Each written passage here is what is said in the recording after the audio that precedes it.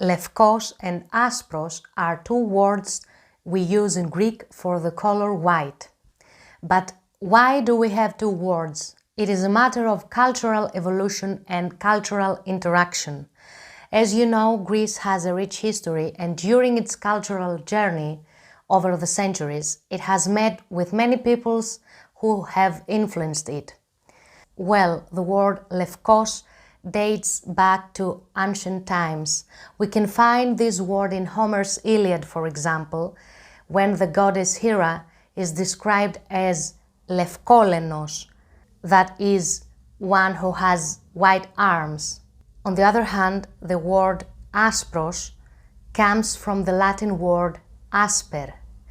Asper was a Latin adjective that accompanied the noun numus, which means coin.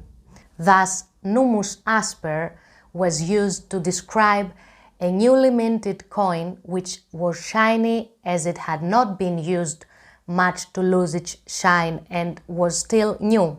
In the Byzantine era, the noun numus ceased to be used as it was replaced by the adjective asper, used in the plural. Thus, the plural aspera or aspra is used to denote silver coins of small value.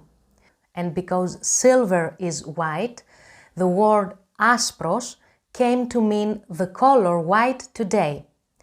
Of course, even in the Ottoman era and in Greek popular poetry, the word white generally denoted money. However, today the meaning of this word has disappeared, and we use the word to denote only color. Therefore, this example alone shows the rich history of the Greek language, its roots and its evolution through time.